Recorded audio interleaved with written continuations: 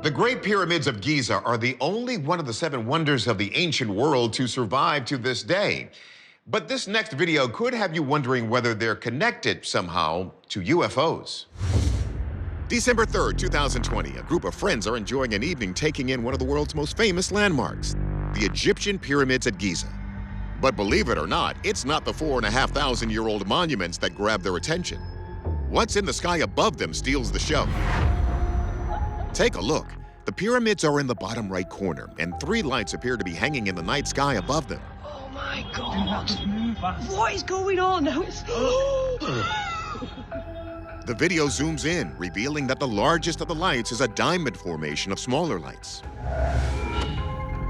It doesn't have a typical shape of a UAP that we're used to seeing, things that are round or spherical or kind of oblong. Instead, we can see a diamond formation. And then after a few seconds, these lights seem to just separate and fall down from the sky. Journalist Amy Title explains that this isn't the first time this strange phenomenon has been seen in Egyptian skies. This incident looks similar to something that happened at a U.S. military base near the border of Egypt in December of 2014. 3 cavalry scouts trained in identifying aircraft saw what they believed to be bright lights hanging in the sky, and they couldn't identify what these aircraft were. As they watched, the lights began to spin and emit other lights that seemed to fall away from the main group. Seems a lot like what happens at the end of this video. Is there a connection? Could these both be legitimate UFO sightings? It's been believed by some for years that alien civilizations actually interacted and influenced ancient Egyptian civilization. In fact, Title explains the 1994 Hollywood movie Stargate presents an idea of how that may have happened. The movie opens with the discovery of a wormhole inside the pyramids at Giza. And in 2017, a team of archaeologists discovered that there is, in fact, a large empty space inside the pyramids. And some wonder if that couldn't be the wormhole or the Stargate, as predicted in the movie. Okay, while Stargate may be fiction, the tombs of the very human builders of the Egyptian pyramids have already been discovered. They are very real. Still, some scientists have postulated wormholes could be possible, so we won't shut down the idea, at least not until our experts say so.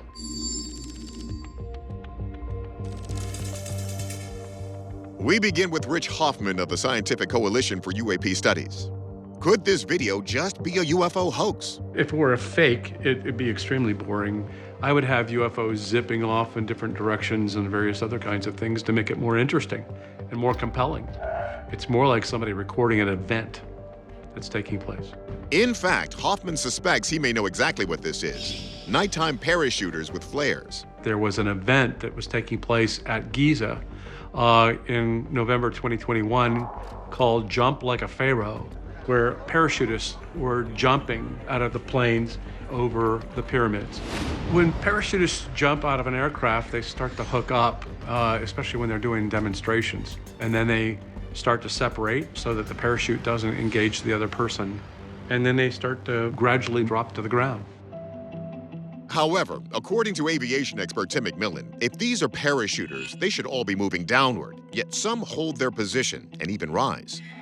And it turns out the Jump Like a Pharaoh event was held the month before this video was allegedly recorded. Then what about sky lanterns? Those float up, down, and use fire to do so. You could have a bunch of lanterns in a giant display, but each of them would now be totally dependent on wherever the wind takes them. However, in this, we see these independent lights that move in differing directions from each other. I would expect them all to move in a consistent pattern along with wherever the wind was carrying them. McMillan is left with one conclusion. We certainly see several behaviors by these objects that defy flight characteristics as we understand them. I have no explanation for that, and I have no clue what this is. Categorically, it is a UFO. Our verdict? Genuine UFO. Whether these lights arrive through a wormhole is still to be determined. But if you want to get a bird's eye view of the pyramids like these diamonds did, it's not too late. Grab a parachute and get moving. The Jump Like a Pharaoh event happens every year. A group of treasure hunters is battling heavy winds in the Egyptian desert in search of lost pyramids. It's May 2013, and the team is working with amateur satellite archaeologist Angela Mickle, who's directed them to these coordinates. It was a very large triangular mound, and I was like, wait a minute, this could be undiscovered. Suddenly the wind picks up, and the team is stopped in its tracks by the sound of a whisper in the air.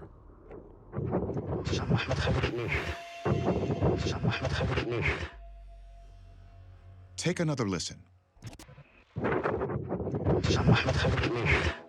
When I heard that voice, the hair on the back of my neck stood up.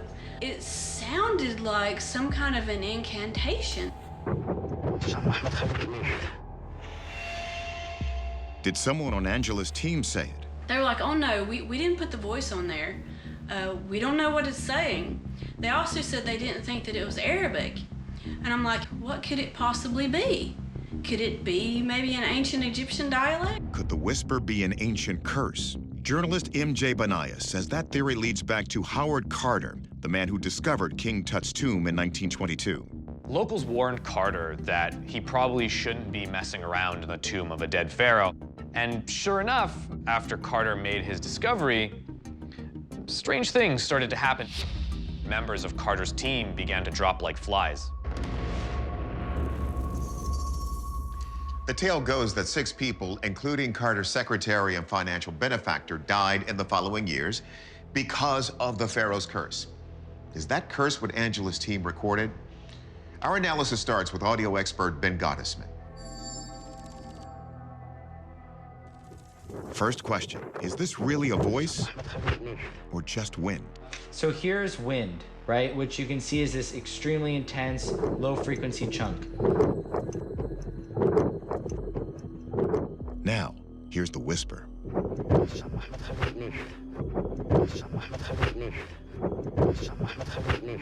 Next, Gottesman compares the sound of the whisper to a human voice. Here's a human S sound. Now listen to the whisper. Just looking at the spectrogram, the hissiness of the S's matched what we humans produce. Okay, the whisper sounds human, but did it happen in the Egyptian desert, or was it added later? We turn to forensic analyst Michael Primo. I noted no instances of fading, a difference in background noises, anything that would be suspicious of that recording, just kind of pasted into that section through the spectrogram analysis. So there is no direct evidence to support that this was layered into the recording or added after the fact. So it looks like we have a real voice saying something, but what? Next, we send the audio to our Egyptologist, Nick Brown. Could we have proof of an ancient curse?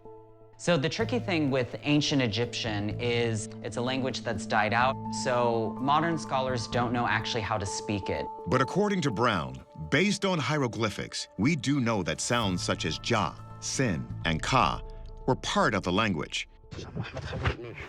As he listens, Brown doesn't hear enough to think this is ancient Egyptian or a closely related language.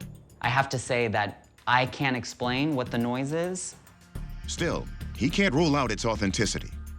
I think there is some possibility that in the future we might be able to tell, as some scholars are trying to study and crack the code, of ancient Egyptian and the language and how it was spoken. So we've determined that this whisper is definitely some sort of human-made sound. And it wasn't faked, but whether or not it's an ancient curse is yet to be determined. So our verdict? The whisper is an unexplained phenomenon. As for the team, they've continued to search the site and have found evidence of limestone and pottery shards. Could it be pyramids? We'll let you know if they find anything. Take a hike in the remote mountainous area outside Hemet, California, and you might come across a stone surrounded by barbed wire. Come closer, and you'll find this. A large rounded boulder with a strange carving on its face. It's 24 inches squared and looks like an ancient drawing of a maze. It consists of 2 rectangular boxes, one inside of the other.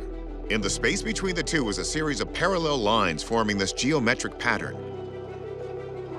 A rancher first discovered this stone in 1914 while surveying his property. It's since been fenced off to protect it. Archaeologists have authenticated the maze as a petroglyph from up to 2,000 years ago based on artifacts found nearby. Yet journalist Eric Grundhauser points out this is one maze there's no way to solve. There's no entry point that actually goes to an end point. So it seems to be a sort of esoteric design. Grundhauser says some think the petroglyph also resembles another now notorious symbol, the swastika. Prior to its popularization as a symbol for the Nazi Party, the swastika as a design has actually been used in a number of cultures throughout the world. It has had many meanings, especially in Chinese Buddhism. In Buddhism, the symbol represents the Buddha's footprints, and in Hinduism and other Eastern religions, it's a sign of prosperity and good luck. Since no one knows who created this petroglyph, some speculate that a possible connection with ancient China is the key. There is a theory that the 15th century Chinese admiral Zheng He, who put together a fleet to explore the Pacific Ocean, ended up making it to the shore of California. And that the admiral and some Buddhist monks actually came inland and left these carvings along the way. However, since the design is so unusual, others have a different idea about how it got there. Given that the carving does not seem to denote any sort of image or symbol that we are immediately familiar with, some believe that it's possible that aliens created this. Supporters of this theory point out how the design of the petroglyph is similar to that of the circuitry on a computer chip. They say this connects to how some ancient cities like Teotihuacan, Mexico, appear from above to be laid out like a computer circuit board with two large processor chips. So could these be prototypes of computer technology built by advanced ancient alien civilizations? What's most puzzling about this ancient maze glyph is that it's found in the middle of the desert, far from the trading hubs on the coast. It also doesn't seem to say anything specific. So figuring out the intention behind the peculiar design is a real challenge. Our experts may have some insider insight. Anthropologist Kathy Strain analyzes the images to see if they reveal any telltale signs of the carvings being made by ancient alien visitors. I wouldn't expect this to be created by aliens because it's not precise. We recreated the symbol, and she's right. You can see how most of the lines are subtly curved rather than being perfectly straight. This rules out lasers or other high-tech tools that you'd expect extraterrestrials to use. So could this design be associated with Chinese Buddhist art, as suggested by the tales of Admiral Chung and his voyages? This petroglyph is located pretty far away from the ocean, and there are no villages, there's no other thing to tell us that in the 15th century a Chinese ship came to the coast of California and came 100 miles inland to create this petroglyph. So if Chinese explorers didn't carve this, was it the local native people? One of the older cultures, long before contact, is the Kumeyaay people. Along the coast where this culture lived are other examples of maze-like petroglyphs. We call it the Rancho Bernardo style. And these are diagnostically similar. We know this culture was trading back and forth, perhaps even 100 miles inland. So that is probably the best possibility. Based on the other ones that we know that are in about 120-mile radius, I believe that they are boundary markers that denote whoever's territory that was.